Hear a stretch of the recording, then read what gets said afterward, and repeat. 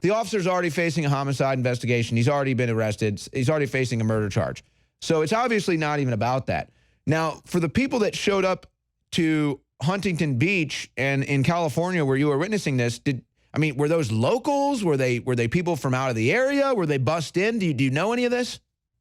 So I know a couple from local in the area. I'm from Orange County originally, so I used to ride my bike to Huntington Beach every weekend, play hacky sack underneath the pier because that's where the best sack players are at, I'm telling you. These guys were in board shorts and flip-flops and beach cruisers. I mean, they were out there in force, and they just didn't care, man. The shop owners boarded up their windows.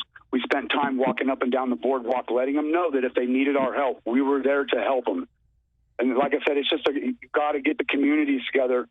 I'm at the point right now where I'm just saying, let the Democratic cities burn.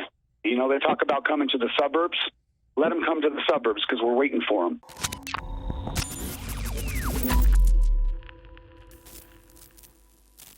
So the crew is contradicting me, saying that individual in Dallas, they did not think he was dead yet. I was reading reports he was as of this morning, but so I just want to correct the record on that in case I am inaccurate. I'm sorry, guys, say that? Okay, so he is alive, so I want to correct the record on that. Because, you know, unlike CNN and other people, like if I say something wrong, I'll come out and say I was wrong and correct the record. Regardless, his life is never going to be the same. But, you know, we don't get to use the technology with the AI and the surveillance system to find out the 20 guys that should be charged with attempted murder for almost killing that guy and all the other ones around the nation. But, you know, I mean, I got the stories right here. Iowa woman fatally shot while leaving George Floyd protest. Woman found dead in car in Minneapolis following night of kidnappings and rioting. I mean, so, you know, I'm glad he's not dead. But, I mean, these riots are still deadly. Now, one individual decided to do the right thing, and his name is Chris Wyrick, and he's about to join me on the phone. And hearing his story reminded me of something that my crew caught on film. And by the way, I'm with some of the crew last night. They have all this stunning footage that they shot being out there that we didn't upload anywhere. And believe me, I get it, folks. We do so much work here, and it's just like total rapid fire. But there was this one moment I thought was just gold because there was some people from Austin that were just out in the streets. I don't think they were doing anything illegal or rioting or looting anything, but they were, you know, hanging out in the streets, protesting or wanting to be out in the action. And this other group of people starts coming in to start some stuff. And they're like, hey, what are you doing? And they say, we're not even from here. And then the people from Austin are like, well, basically, you know, get the hell out. And they kick their ass and they hop in their car and leave. And so I was like, you know, good. It's about time people started taking pride in their city and saying, hey, man, I'm upset about some stuff and I'm outraged, but I'm not going to burn my city to the ground. And so I think that that's how Chris Wyrick felt when he was in L.A. defending. I mean, I don't even know how he can describe it, but basically seeing all the craziness and the rioting and the looting and basically telling people to stop, quit tearing down my city. He has pride in America. He has pride in his city. So Chris Wyrick joins me now. Chris, we've got a lot of this video, and I'm going to air it right now for B-roll, but we can't play the audio because obviously it's we'd have to spend a bunch of time trying to censor it, and then it'd just end up being a bunch of bleeps anyway. So tell the audience while I'm airing this B-roll that we have what was going on, what you witnessed, and you know, why you decided to be out there, really risking your life, I would imagine, especially if you're white. I don't know what you know your skin problems are, if you've got too much melanin or not enough. We all got the issue. But to tell the story about what happened and what you did. Okay. Well, I'm actually from San Diego. Friday night, I watched La Mesa burn to the ground. I was out there trying to stop whatever I could, putting fires out. I mean, it was just a mess. We had a call to arms for Huntington Beach, knowing that Antifa was going to show up. And it's not just me. Huntington Beach showed up with force. That is a proud, proud city, and I will stand next to those guys till death. This is what needs to happen. And by the way, it was Huntington Beach that showed out in droves when the cops tried to shut down the beach, too. Yes, yeah, you don't really mess with Huntington Beach. They're not really a city to mess with. So, like I said, if the cities can get together like Huntington Beach Pride, it happened in Santee last night and the night before Santee, San Diego. If the community gets together as one, and it's not a race thing, it's not that whole George Floyd message has been lost as soon as they break windows and burn stuff.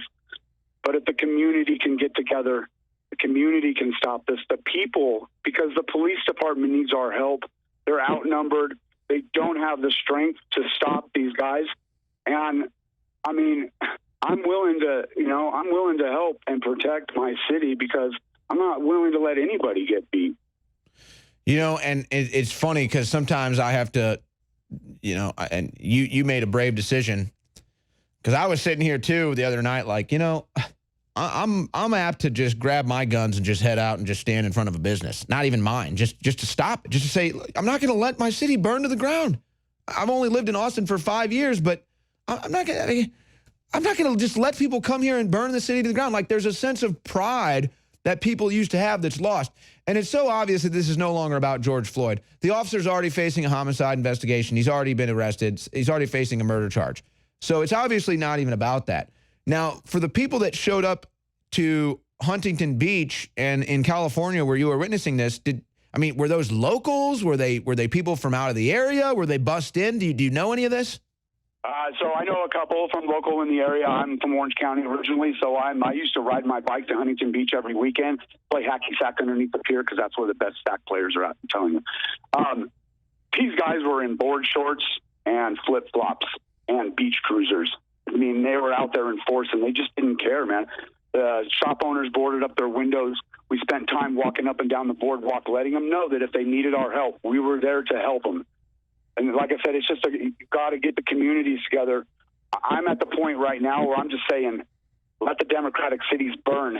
You know, they talk about coming to the suburbs. Let them come to the suburbs because we're waiting for them. Yeah, and it's sad that that's a message that's resonating right now amongst proud Americans, but you're a voice of millions when you say that. I know I've expressed similar sentiment as of the weekend, and it's sad that that's the point that it's come to, but you know, police didn't sign up to be a piñata. They didn't sign up to be a punching bag for a political agenda. And they're basically being asked to just sit there and take all this and potentially die because of Democrat governors and mayors. Hey, I don't want a bunch of Antifa coming to my house. I don't want to have to defend my life with a firearm. Nobody wants to do that. But I think we're all at that point where we're saying, if that's what we have to do to save this country, that's a battle we'll take on. And here's my issue too: is the cops they're pretty much bound. They really can't do very much. They can't, they shoot a beanbag round or some tear gas or whatever it is. They get yelled at, police brutality, this and that, And so what happens when the people, the citizens, stand up and they start taking a stand? Is it police brutality then? I don't think so. I just think it's America finally coming out and doing what's necessary to help protect their city, their community, and the police force that does the same for them when they need them. And it's funny, too, because, look, Antifa here locally, they still exist, but they're not what they used to be. And I think that's because in a certain way, they kind of see how they've been duped, quite frankly. They're still ideologues here, and so they still believe in what they believe in, and they'll show up for certain things. But I think that the Antifa here in Austin have kind of realized they've been duped a little bit for whatever reason, and it's kind of quelled out because look, I've had my bats with Mayor Adler, no doubt. But, like, I may sign up to speak at city council next time just to tell him he finally did something that I can commend him for, and that's letting the police do their job here, letting the National Guard do their job here, because they pretty much snuffed out all the rioting and looting as of last night. I don't think it's going to continue. I think everybody actually has gone to Houston now, which, funny enough, me and a crew member last night were discussing, hey, since they just kicked them out of Austin and they're not letting them loot and riot here, watch for Houston to pop off. Houston is popping off right now, probably will tonight. Chris, I got 1:30 left here. What else would you like to say about what you've experienced and what we're witnessing right now as Americans? Okay, well, I do want to say Antifa has been putting stuff out there. They're coming back on June 6th, back to Huntington Beach with force. I think we really kind of struck a nerve with them. There is a lady by the name of, let me see her post real quick. Boy, I'm sorry. No, you take your time, because I'm just going to say real quick, the other thing that's bothersome here, too, is nobody is standing for this cop. Nobody's on the side of this cop that killed Floyd. I could show up in a Trump hat and shirt and be like, yeah, justice for George Floyd, down with this cop, and I'd still get my ass kicked. Yeah. So the lady, she's just her name is Jesselyn, and she's like calling for everybody to show up Huntington Beach on June 6th, and then the day before, I believe it's a Friday, when we ran them out of Santee last night, and the day before, we really pissed them off again, and so they're planning on coming back. So we just keep pushing back and keep pushing them out of the city, and hopefully they'll just give up. Man, this is some weird stuff, man, because, you know, Antifa was one thing in the beginning with kind of a bunch of basement dwellers who were ideologues and really thought they were fighting the system. I think those people have gone home. Whoever is left doing this, these are militarized, trained people like the lawyers that got caught Molotov cocktail and firebombing in D.C. These are Democrat lawyers and people, folks.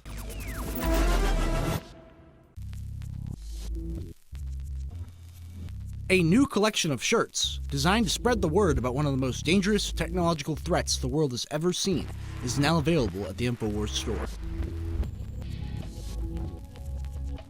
The 5G shirt collection from InfoWars Life contains 2 sharp new designs warning of the coming danger.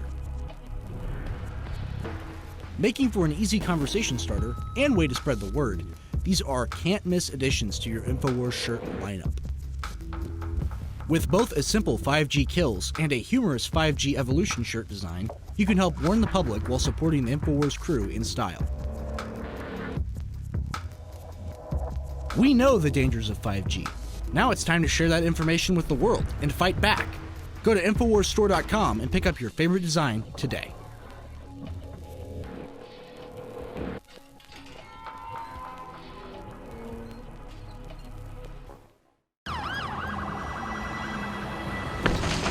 Hey, you there. The battle for the Republic is on. The American Revolution 2.0 is happening right now. But the corrupt establishment doesn't want you to know, and they certainly don't want you to get involved. But you can at band.video. The truth lives at band.video. The information they don't want you to see is at band.video. This is your destiny. This is the epic battle for the future of humanity. America will survive as long as you fight. I've got to go.